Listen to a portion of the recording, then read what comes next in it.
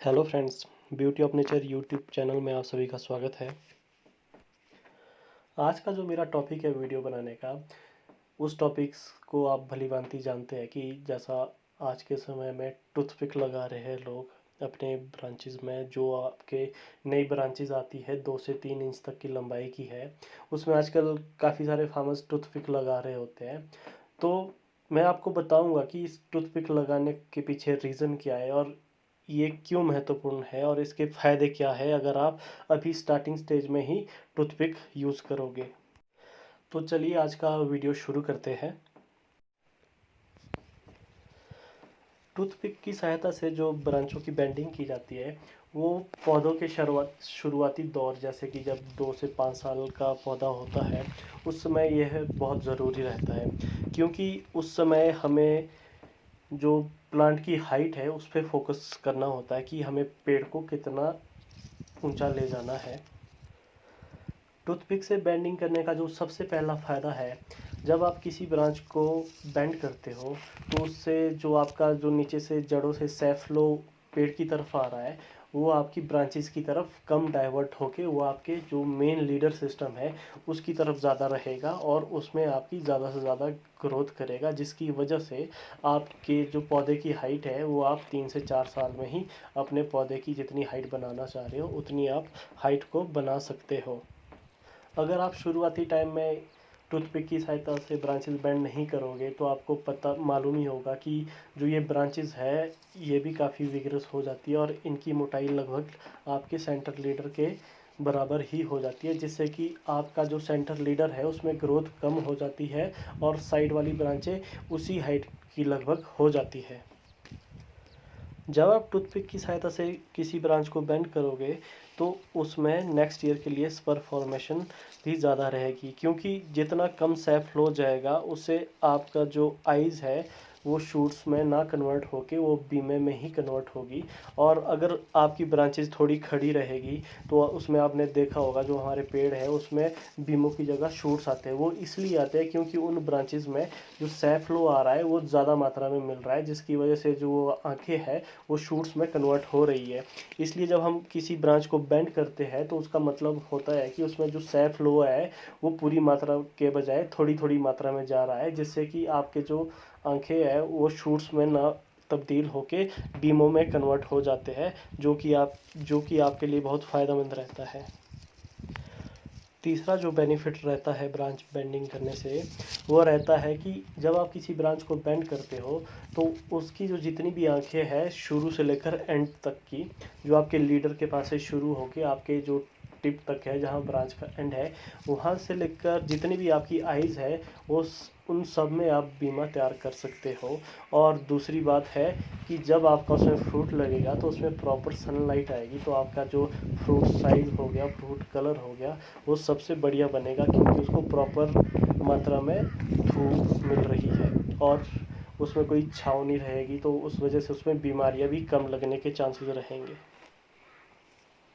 जैसा कि आप इस वीडियो में इस ब्रांच को देख रहे हो, इसमें नीचे से लेकर एंड तक पूरी जो आंखें हैं वो स्प्राउट हो रखी है, बट इसमें क्या है, शूट्स बन रखे हैं। इसका रीज़न ये है कि इस ब्रांच को शुरू में टूथपिक की सहायता से बेंड नहीं किया गया था, इसलिए ये प्रॉपर तरीके से बेंड नहीं हो पाई, जिस वजह से इसमें शूट्स आ रहे हैं।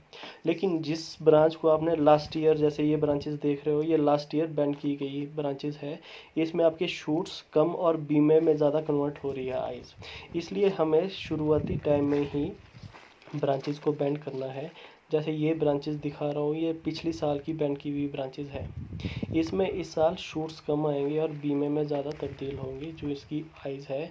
मेन फोकस हमारा यही रखना है कि हमारी जो आंखें हैं वो शूट्स की जगह आपके बीमे में कन्वर्ट हो, तो आपकी जो पिंचिंग की मेहनत है वो भी कम रहेगी और आपका स्पर फॉर्मेशन भी ईजिली दूसरी साल के लिए इम्प्रूव हो सकता है। नहीं तो पिंचिंग में क्या होगा कि एक साल आपके शूट्स निकलेंगे, फिर आप उसमें पिंच कर करके नेक्स्ट ईयर के लिए, मतलब आप एक साल के लिए डिले हो सकते हो उस परफॉर्मेशन के लिए।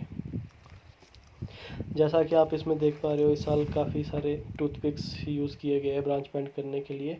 और ये लास्ट ईयर की ब्रांचेज़ है। इसमें देखिए जितनी भी ये आई स्प्राउट हो रही है, इसमें कोई भी विग्रस ग्रोथ नहीं आ रही है।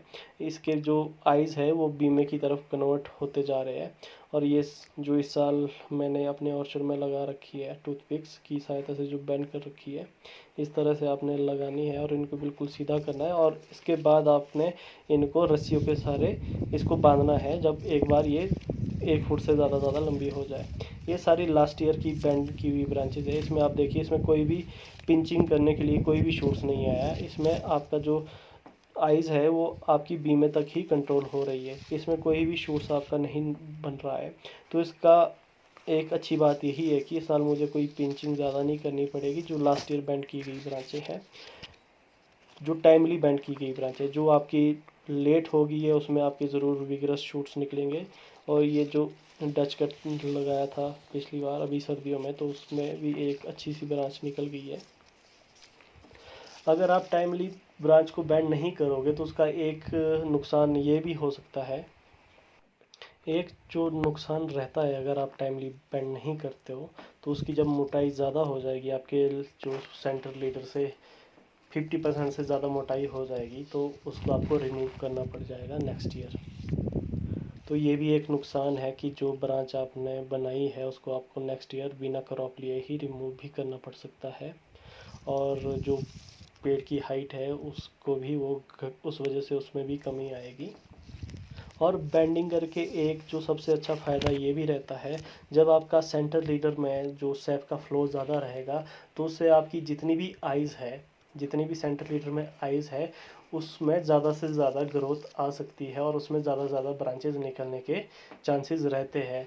अगर आप साथ में नॉचिंग भी करते हो तो जैसा इस बार जो आप मेरी ब्रांचेस देख रहे हो, तो 80 से 90% नॉचिंग के रिज़ल्ट भी मिले हैं। बिकॉज़ मेरी जो ब्रांचेस थी वो सारी बेंड हो रखी थी और जो सारा सैप फ्लो था वो सेंटर लीडर को मिल रहा था, जिस वजह से वो आई सारी स्प्राउट होके ब्रांचेस में कन्वर्ट हो गई है। तो इसलिए जो टूथपिक से बेंडिंग करना है वो बहुत ज़रूरी है। अगर आप स्पर फॉर्मेशन भी बनाना चाह रहे हो, प्रॉपर धूप भी बैठाना चाह रहे हो और ज़्यादा से ज़्यादा ब्रांचेस निकालना चाह रहे हो और सेंटर लीडर में भी आप ग्रोथ अच्छी देखना चाह रहे हो, तो ये बहुत ज़रूरी है। तो आज का वीडियो बस इतना ही था। धन्यवाद। उम्मीद है मेरे द्वारा दी गई जानकारी आपको अच्छी लगी होगी। कमेंट बॉक्स पे ज़रूर बताएं। वीडियो को शेयर करने के साथ साथ मेरे चैनल को सब्सक्राइब भी ज़रूर कीजिए। धन्यवाद।